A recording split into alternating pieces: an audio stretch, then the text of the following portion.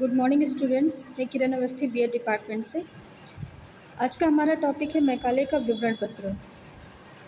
हम सभी जानते हैं कि 1600 ईस्वी में ईस्ट इंडिया कंपनी की भारत में स्थापना होती है और ईस्ट इंडिया कंपनी भारत में व्यापार के उद्देश्य से आती है, किंतु धीरे धीरे वो क्या करती है, अपने राज्य में भी अपनी पैठ राज्यों में भी बनाने की कोशिश करती है।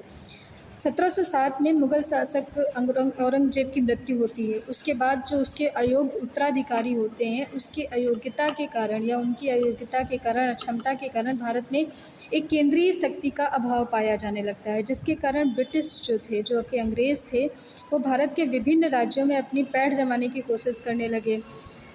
इसी के तहत 1813 में, इन्हीं परिस्थितियों के अंतर्गत 1813 में कंपनी या ईस्ट इंडिया कंपनी एक चार्टर एक्ट लाती है, जिसे 1813 का चार्टर अधिनियम के नाम से जानते हैं।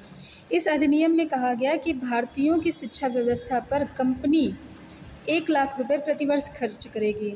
इसमें ये कहा गया 1813 की 43वीं धारा में ये कहा गया कि भारतीयों की शिक्षा व्यवस्था का उत्तरदायित्व कंपनी पर है और कंपनी प्रति वर्ष 1 लाख रुपए भारतीयों की शिक्षा व्यवस्था पर खर्च करेगी। किंतु कंपनी ये व्याख्यायित नहीं करती है कि ये जो 1 लाख रुपया है वो किस मद में खर्च होगा। भारतीयों को प्रोत्साहित करने के लिए कि क्या मतलब हुआ, भारतीय साहित्य, भारतीय विद्वान या शिक्षा का माध्यम, ये 3 बिंदु ऐसे थे जिन पर ये विवाद उत्पन्न हो गया। इस विवाद को प्राच्य पाश्चात्य विवाद के नाम से जानते हैं। ये विवाद 1813 से शुरू होकर 1834 तक चलता रहा। 1834 में 10 जून 1834 को मैकाले भारत में गवर्नर जनरल की काउंसिल में कानूनी सलाहकार के रूप में नियुक्त होकर आता है। वो यहाँ के जो प्राच्य पाश्चात्य विवाद के नेता थे या जो भी लीडरशिप कर रहे थे उस विवाद की, उनके साथ में मिलकर एक बैठक करता है। जो प्राच्यवादी थे, जिनमें कुछ अंग्रेज भी शामिल थे, जैसे Warren Hasting, Jonathan Duncan, Lord Minto, ये सब क्यों शामिल थे इसमें? ये इनका कोई उद्देश्य नहीं था कि ये भारतीयों की शिक्षा व्यवस्था या भारतीयों के अनुसार शिक्षा देना चाहते थे।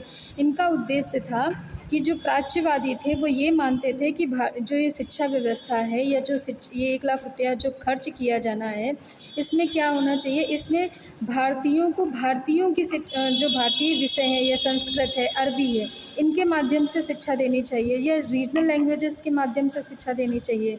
और जो पाश्चात्यवादी थे वो ये कह रहे थे कि नहीं, जो शिक्षा का माध्यम होगा वो अंग्रेजी भाषा होगी, जो साहित्य होगा वो अंग्रेजी साहित्य का विकास करने के लिए दिया जाएगा, या जो विद्वान की श्रेणी में आएंगे वो विद्वान गिने जाएंगे जो अंग्रेजी साहित्य में प्रवीण होंगे।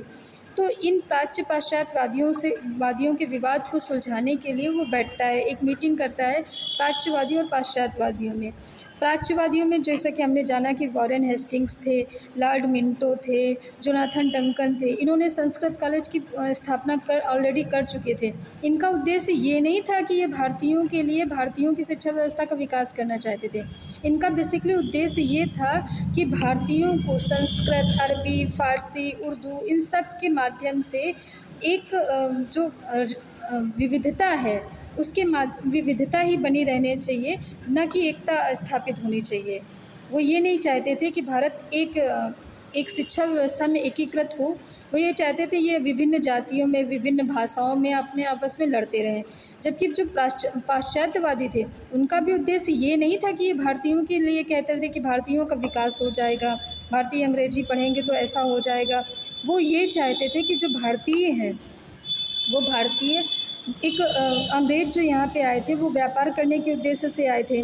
तो जब यहाँ पे व्यापार करने के उद्देश्य से आए थे तो यहाँ पे एक क्लरिकल गेट की भी आवश्यकता होगी। सब मालिक हो जाएंगे तो कोई नौकर तो होगा ना, बीच का एक एम्प्लॉय तो होगा ना, जो व्यापारिक और जो व्यापार करने वालों के बीच में और मालिकों के बीच में एक कड़ी के रूप में काम करेगा। उसको क्लर्क, जो बाबू वर्ग था, वो ये चाहते थे पाश्चात्यवादी कि यहाँ के जो युवा वर्ग हैं, जो शिक्षित वर्ग हैं, उनको ये शिक्षा दी जाए, अंग्रेजी भाषा की शिक्षा दी जाए, ताकि यहाँ के जो बाबू वर्ग का काम है वो यहाँ के लोग करेंगे। जो रंग रूप में तो भारतीय होंगे, लेकिन आदत से, विचार से, आदतों से, व्यवहारों से वो क्या होंगे, अंग्रेज होंगे। उनका उद्देश्य ये था पाश्चात्यवादियों का। किसी का भी ये नैतिक उद्देश्य ये नहीं था कि भारतीयों की शिक्षा का व्यवस्था का विकास हो। और ये विवाद गहराता चला गया, ये 20 साल तक ये विवाद चलता रहा। 1835 में लॉर्ड विलियम बेंटिक के समक्ष 2 फरवरी 1835 को मैकाले विलियम बेंटिक के समक्ष अपना विवरण पत्र प्रस्तुत करता है। उस विवरण पत्र में वो कुछ संस्तुतियाँ देता है, जिसके आधार पे वो ये बताता है कि भाई हम ये बात मानते हैं, या मैकाले ये बात मानता है कि जो तत्कालीन परिस्थितियाँ हैं उनमें अंग्रेजी साहित्य वाले विद्वानों को ही प्रोत्साहित किया जाना चाहिए। वही विद्वान मान्य होंगे जो अंग्रेजी साहित्य में प्रवीण होंगे। वो प्राच्यवादियों की एक एक बात को काटता है। वो कहता है, जब प्राच्यवादी कहते हैं कि हमारे धर्मशास्त्र या जो संस्कृत अरबी में जो धर्मशास्त्र लिखे गए हैं वो बहुत प्रवीण हैं या बहुत ज़्यादा सक्षम हैं, तो वो कहता है कि ये जो धर्मशास्त्र हैं, ये धर्मशास्त्र क्या अंधविश्वास फैलाते हैं, ये मूर्खतापूर्ण है। जब वो चिकित्सा शास्त्र की बात करता है कि जो प्राच्यवादी हैं वो कहते हैं कि यहाँ का जो चिकित्सा शास्त्र है, जो चिकित्सा संबंधी साहित्य लिखा गया है संस्कृत या अरबी में या फ़ारसी में, वो बहुत उन्नत अवस्था में है। तो वो कहता है कि यहाँ के जो चरक, सुश्रुत और जीवक जैसे चिकित्सा शास्त्री हुए हैं, उनके आगे मतलब वो उनको पढ़ ले तो अंग्रेज का पशु चिकित्सक भी शर्मा जाए, ऐसे उनकी भर्त्सना करता है। वो कहता है यहाँ का जो भौगोलिक साहित्य है वो ऐसा अति संयुक्त पूर्ण लिखा गया है। यहाँ कहा जाता है दूध की नदियाँ बहती हैं, कहीं ये प्रासंगिक है? भला दूध की नदियाँ बह सकती हैं? इन सब तर्कों के द्वारा वो प्राच्यवादियों की घोर आलोचना करता है। वो कहता है कि जो यहाँ का जो ऐतिहासिक साक्ष्य है या ऐतिहासिक साहित्य है उसमें केवल राजाओं की प्रशंसा की गई, जो कि अति संयुक्तपूर्ण है, जो यथार्थ से पूर्णता परे है। जबकि अंग्रेजी साहित्य क्या है? अंग्रेजी